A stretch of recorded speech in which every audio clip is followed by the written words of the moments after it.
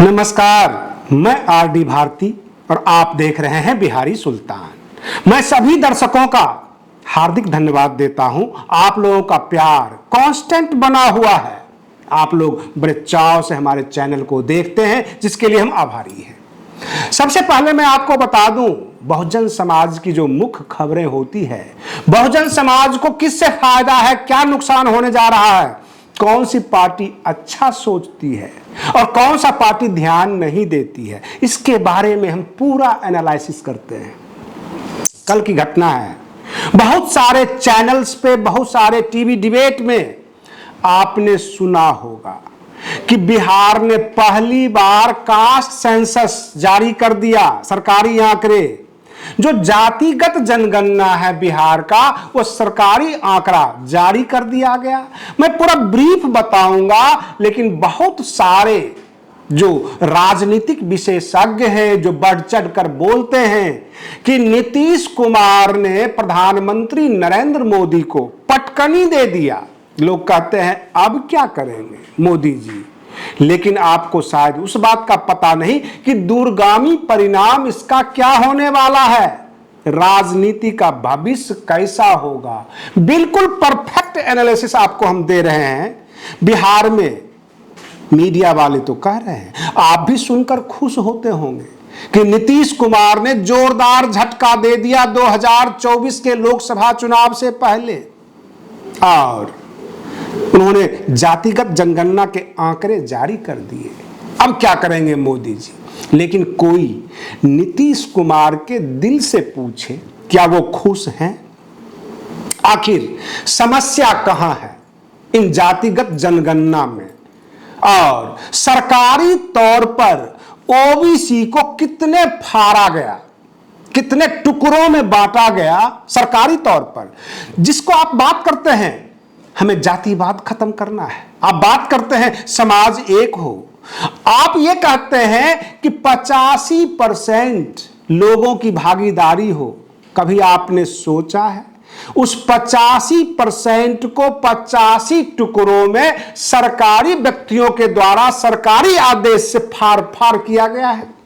मैं आपको जारी कर रहा हूं, मैं बता रहा हूं आपको। जो पिछड़ा वर्ग है वह 36% का आंकड़ा आया है बिहार में। अति पिछड़ा वर्ग 27% आया है। 36 और 27 63% हो जाता है। उसके बाद 19% जो है एससी का आ गया है। 19 से ज्यादा है एससी एसटी को मिलाकर 21 साढ़े 21% बन जाता है। इस तरह के आंकड़े आए हैं। धार्मिक हिसाब से 81% हिंदू आया है। उसके बाद जो है 17% मुस्लिम आया है, और उसके बाद जो है कुछ और 2-3% जैसे 0.5 में इस तरह से अन्य धर्म वाले आ गए हैं।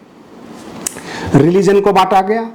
फिर उसके बाद ओबीसी, एससी, एसटी, जिस तरह स्टेज पर हम बहुजन समाज होते हैं उसमें एससी, एसटी, ओबीसी, माइनॉरिटीज को भी ले लेते हैं, क्योंकि राजनीतिक रूप से इन सबको एक जगह जो लाना है बहुजन समाज कहते हैं। लेकिन जैसे ही स्टेज से हम नीचे उतरते हैं विभिन्न जातियों में बट जाते हैं। अब ये बातें कहने के लिए भाषणबाजी तो हो सकता है, लेकिन अब तो सरकारी तौर पे मुहर लग गया है। नीतीश कुमार का तनाव यह है कि 2.5 से 3% कुर्मी जाति आई है, और यादव बिहार में 14%, 14.5% आ गए हैं। तो फिर मुख्यमंत्री का पद किसके हाथ में होना चाहिए, यादवों के हाथ में या कुर्मी के हाथ में? लड़ाई अब यहां से शुरू हो जाएगी। बाकी भी जातियां, धानुक, नोनिया, विभिन्न प्रकार की जाति जो है उसका भी दिया गया है। पासवान का अलग दिया गया है। शेड्यूल कास्ट में सबसे ज्यादा आबादी मुसहर की दिखाई गई है। 13 करोड़ की बिहार की आबादी में 3.5 करोड़ मुसहर जाति है। तो बिहार में क्या जीतन राम मांझी को मुख्यमंत्री बना दिया जाए, क्योंकि शेड्यूल कास्ट में सबसे बड़ी जाति तो उन्हीं की है। उसके बाद पासवान आता है, चमार आता है। जब जातिगत जनगणना हुई है तो जाहिर सी बात है ये शब्द बोलने पड़ेंगे, नाम बोलने पड़ेंगे और परसेंटेज बताने पड़ेंगे, किसकी कितनी हिस्सेदारी है इस लोकतंत्र में और किसको कितनी भागीदारी मिलनी चाहिए। कल तक आप संवैधानिक बात करते थे, कल तक आप ओबीसी बोलकर कभी कहते थे 50%, कभी कहते थे 54%, कभी कहते थे 45%। और ओबीसी का मतलब क्या था कि 54 के 54% ही आपका। लेकिन अब ऐसा नहीं होगा। अब उसमें भी देखा जाएगा कि उस ओबीसी में सबसे ज्यादा परसेंटेज किसका है, वह बनेगा मुख्यमंत्री, वह बनेगा राज्य का प्रधान, देश का प्रधान। और रही बात ये, इतना खुश होने की क्या जरूरत, क्या ओबीसी जो है केवल बहुजन समाज पार्टी में है अथवा समाजवादी पार्टी में है? अगर ऐसा ही है तो राहुल गांधी जी ने पार्लियामेंट में कहा कि 90 सेक्रेटरी में मात्र 3 ओबीसी ही क्यों? अर्थात जो गाना कल तक आप गा रहे थे उसमें सुर ताल मिलाकर राहुल गांधी जी ने अच्छे तरीके से गाया है, तो फिर ओबीसी उधर क्यों नहीं जाएगा? और उस ओबीसी को, एससी एसटी को भाजपा क्यों नहीं कैच करेगी? वह यह क्यों नहीं कहेगी कि मुख्यमंत्री आपका ओबीसी ही क्यों बनेगा, हमारा ओबीसी क्यों नहीं बनेगा? फिर ओबीसी के कई फार होंगे। राजनीति का अंत नहीं होगा अगर आप यह सोच रहे हैं कि जातिगत जनगणना हो गई, पता लग गया तो फिर ओबीसी समाज का मुख्यमंत्री होगा, प्रधानमंत्री होगा। तो फिर सवाल यह पैदा होता है वो किसका ओबीसी, कांग्रेस का, बसपा का, भाजपा का, किसका ओबीसी बनेगा प्रधानमंत्री? उस ओबीसी में जिसकी जाति ज्यादा प्रतिशत में है उसका प्रधानमंत्री क्यों नहीं?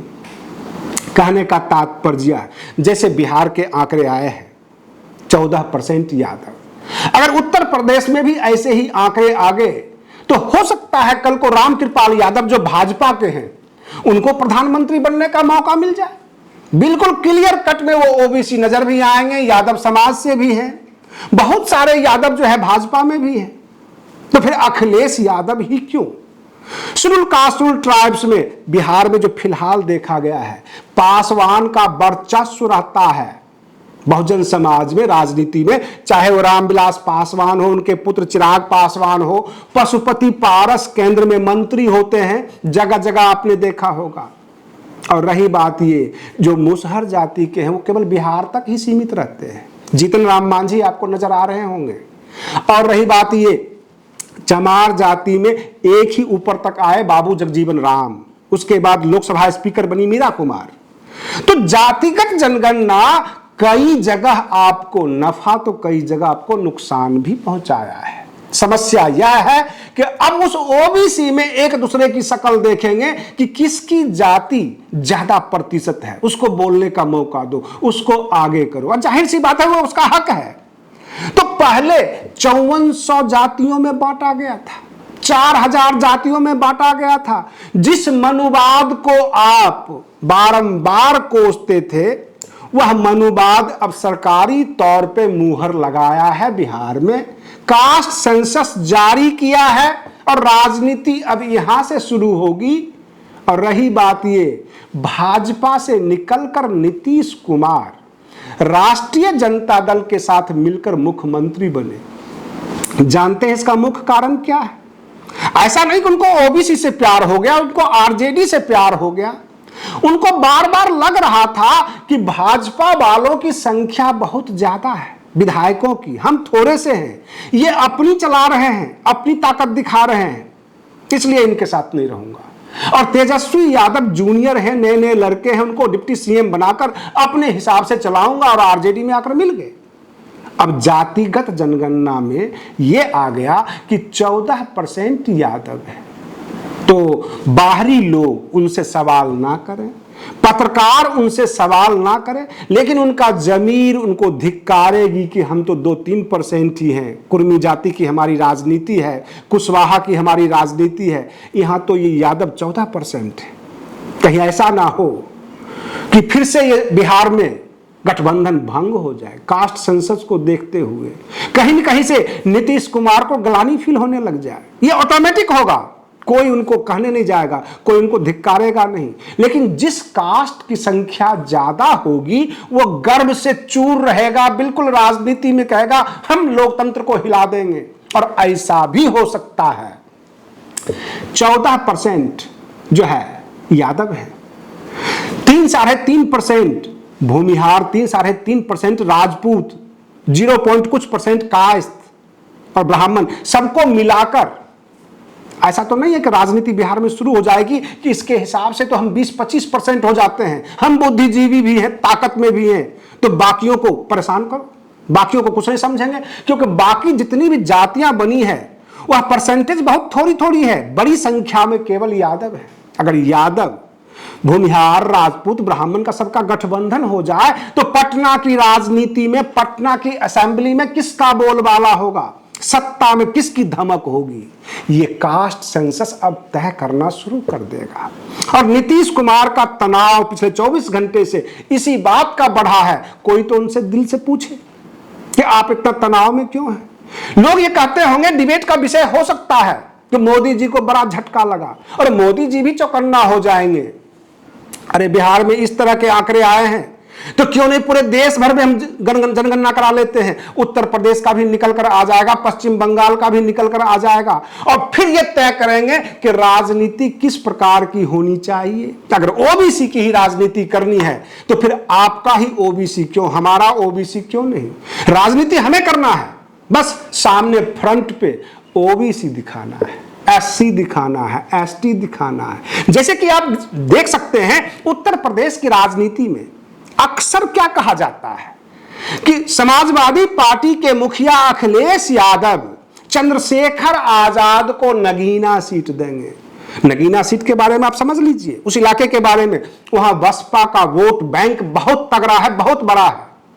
तो इसका मतलब क्या हुआ, बसपा को कमजोर करने के लिए एक मोहरा फिट करना है, यही राजनीति होगी। कांग्रेस की राजनीति बदल जाएगी। आने वाले समय में आप देखेंगे राहुल गांधी जी सारे मुद्दे को छोड़कर केवल ओबीसी का रट लगाएंगे।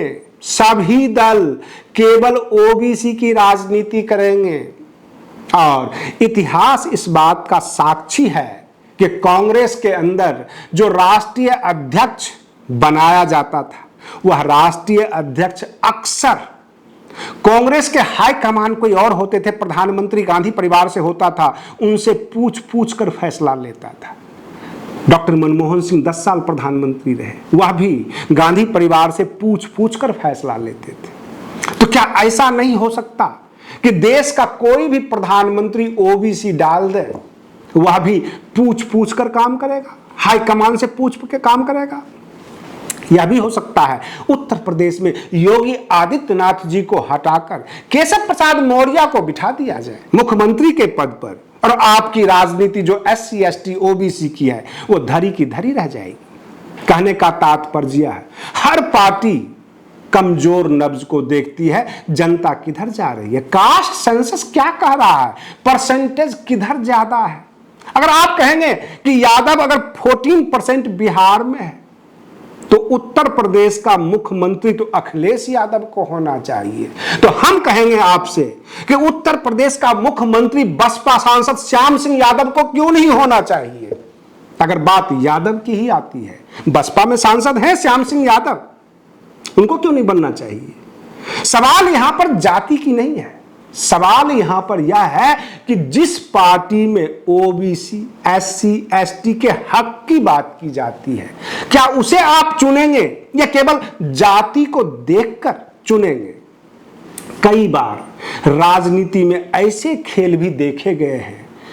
रामविलास पासवान जी हाजीपुर से लोकसभा का चुनाव लड़ते थे और ठीक दूसरी पार्टी ऐसी मैनेज करती थी, एक पासवान जाति में ऐसे कैंडिडेट को ढूंढती थी जिसका नाम भी रामविलास पासवान हो, और उसको खड़ा कर देती थी। आम जनता कंफ्यूज हो जाता था कि यार वह रामविलास पासवान या यह रामविलास पासवान, तो दोनों के पीछे पासवान लगा हुआ है, दोनों सेम जाति है, नाम भी सेम है, जनता को कंफ्यूज किया जाता था। और रही बात ये, झारखंड मुक्ति मोर्चा का तीर धनुष है सिंबल, और जदयू का तीर है। जहां जहां से झामुमो बिहार में कैंडिडेट देता है, जदयू के ऊपर फर्क पड़ जाता है। यह भी समस्या चुनाव में देखा गया है। कहने का तात्पर्य है अब एससी एसटी में भी नेता उभरेंगे, जैसे कि 21-21.5% एससी एसटी हो गया बिहार में। अगर 21.5% SC/ST को ले लें और 14% यादव को ले लें तो 35% हो जाता है, जबकि सरकारी आंकड़े ये कहते हैं चुनाव के पिछले रिकॉर्ड 30-31% से ज्यादा जिसको मत आ गया वह सरकार में होगा, सत्ता में होगा। तो क्या तेजस्वी यादव को बाकी राजनीति को भूलकर बिहार में केवल शेड्यूल कास्ट, शेड्यूल ट्राइब्स को अपने पाले में लाना है, उनकी बातें करनी है अथवा यादवों की बात करनी है? और ये दोनों कास्ट मिलकर, दोनों वर्ग मिलकर, यानी SC/ST और इधर OBC में यादव, ये मिलकर सरकार में आ सकते हैं? केवल इनकी राजनीति होनी चाहिए? अगर आप उत्तर प्रदेश को देखते हैं, उत्तर प्रदेश में अगर कास्ट सेंसस हो तो जाटव समाज कितनी संख्या में है, वहां पे बाकी जितने भी समाज है, चाहे वो पासी हो, कोरी हो, बहुत तरह के और भी जातियां हैं, सबकी कितनी संख्या है जो ओम प्रकाश राजभर उछल रहे हैं? कहीं ऐसा तो ना हो कि कल को जब गिनती होगी तो 0.कुछ% में राजभर समाज आ जाए? ऐसा भी तो हो सकता है। राजपूत कितने हैं, ठाकुर कितने हैं, ब्राह्मण कितने हैं, बानिया कितने हैं, कायस्थ कितने हैं, सब कुछ यूपी में निकल कर आएगा। फिर पता लगेगा कि OBC में सबसे ज्यादा संख्या किसकी है और राजनीति में उसकी भागीदारी कितनी है। क्योंकि अब राजनीति इसी कास्ट सेंसस के इर्द गिर्द घूमने वाली है और जो उसके नेता काबिल होंगे, जो उस समाज के लिए, उस समाज के कल्याण की बात करेंगे, समाज को उठाने की बात करेंगे, वही राजनीति कर पाएंगे। केवल परसेंटेज देखकर आप हर किसी को मुख्यमंत्री नहीं बना सकते, प्रधानमंत्री नहीं बना सकते। और भाजपा और कांग्रेस दोनों की तो नींद उड़ गई होगी, सारा राजनीतिक जो है प्रोग्राम चेंज हो गया होगा, ध्रुवीकरण का मामला चेंज हो गया होगा। ऐसा भी हो सकता है कि बिहार में 81% हिंदू आया है, 17% मुस्लिम आया है। तो चुनाव में क्या प्रधानमंत्री नरेंद्र मोदी ध्रुवीकरण की कोशिश करेंगे?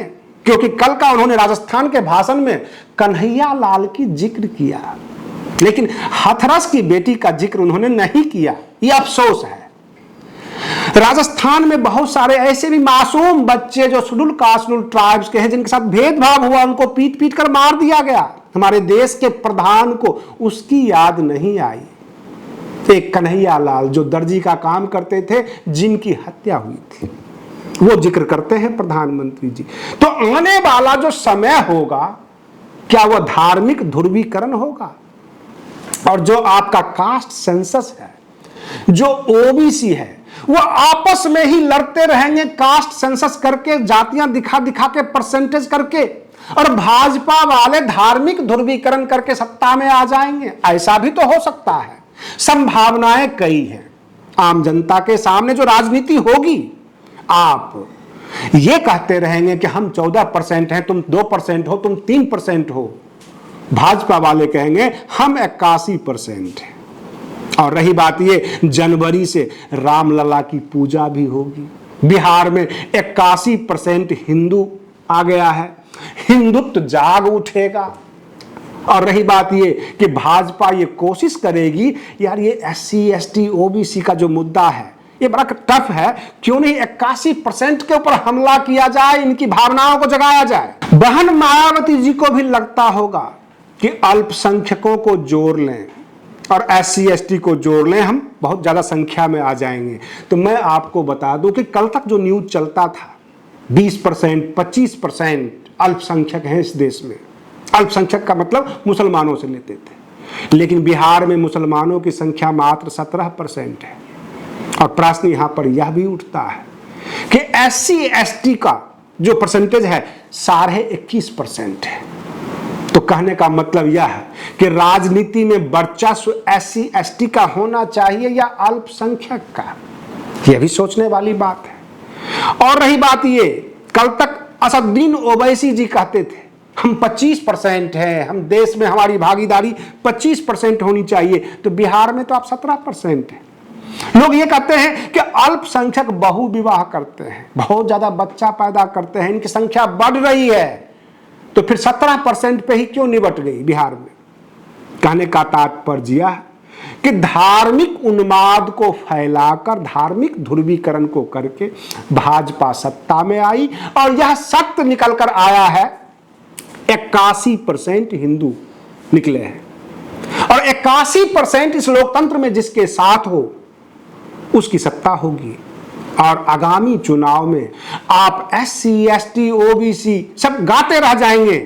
भाजपा वाले आपको धार्मिक ध्रुवीकरण करके आपके वोट के ऊपर चोट कर देगा और आप देखते रह जाएंगे। इतने पूजा पाठ होंगे अयोध्या में, इतना सब कुछ हो जाएगा और धार्मिक ध्रुवीकरण होगा। अब तो हमारे देश के प्रधान जो हैं वो खुद बोलने लग गए हैं, जो कि शोभा नहीं देता देश के प्रधान को।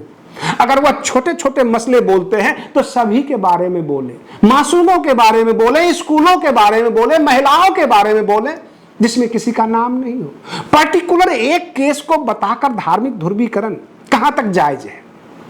कहने का तात्पर्य कि हमारे दर्शक इस मुगालते में ना रहें कि ये कास्ट सेंसस हो गया तो हम जीत गए, क्योंकि आपको आपस में फोड़ दिया जाएगा। छोटी राजनीति में, क्षेत्रीय राजनीति में, जहां पर केंद्र की सत्ता की बात होगी, पूरा देश धार्मिक ध्रुवीकरण पर बंट सकता है, ऐसी आशंका हम लोगों को है। आप बने रहिए बिहारी सुल्तान चैनल पर। हम फिर मिलते हैं अगले वीडियो में, तब तक के लिए धन्यवाद।